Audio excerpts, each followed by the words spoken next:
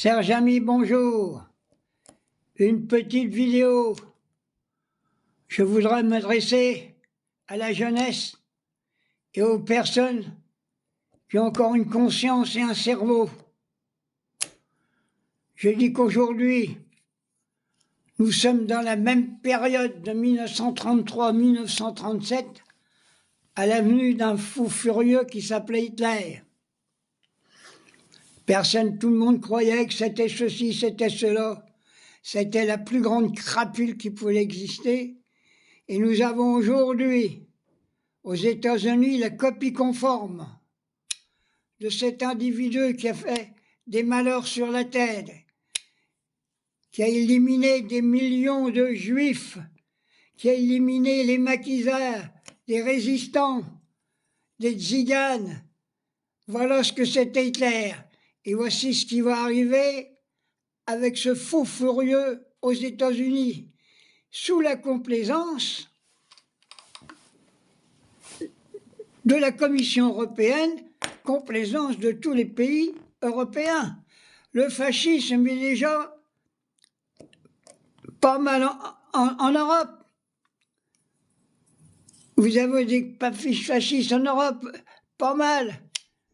Et quand on dit en ce moment, ah oui, Elon Musk, il a fait un salut, il a voulu envoyer son cœur à la foule. Oui, oui. Il a envoyé le signal nazi pour que les fascistes se réveillent et commencent à massacrer tous les peuples. Voilà ce que ça va être la nouvelle politique.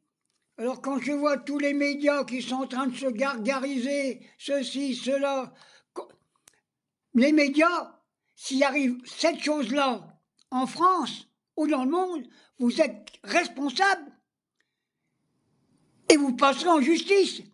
Parce que si jamais, ce qui s'est passé en 1933 et 1937 vient en France et dans le monde à cause de ce cinglé qui a été élu aux États-Unis, vous serez responsable de ce qui va arriver. Alors j'appelle toute la jeunesse de France. Les gens de bonne volonté combattent toute cette anarchie oligo-financière. Ils sont capables de tout. Avant, on disait plutôt Hitler que le Front populaire. Maintenant, ils vont dire plutôt Musk que le Front populaire. Et quand je vois que les socialistes à l'Assemblée nationale, ils sont dans la combine pour avoir quelques grappilles qui n'iront même pas à la classe exprès, ils parlent qu'il va y avoir la suppression de profs, ça ne sera pas fait. C'est pas vrai. Vous êtes en train de vous faire endormir, de toute façon, les socialistes. Puis alors, quand je dis une partie de la gauche est en train de négocier, elle ne négocie rien du tout. D'abord, c'est pas la gauche qui négocie. Hein? C'est les traites. Les socialistes, c'est des traites. Je le dis ouvertement. Et j'ai pas peur de le dire. Alors, je tiens aussi à saluer, dans ma petite vidéo, Sophie Binet. Alors, elle se fait massacrer par tous les bouts. Hein, parce qu'elle a dit que tous les grands capitalistes, Bernard Arnault, tout ça, c'était des anti-France. Lui, Bernard Arnault préfère la guerre qu'on y pique son pognon, hein, ça c'est sûr. Sophie, tu as raison. Rentre dans l'art à tout ça. Et je répète, s'il n'y a pas un mouvement populaire massif, qu'on bloque le pays à fond, comme j'ai dit, on ne s'en sortira pas.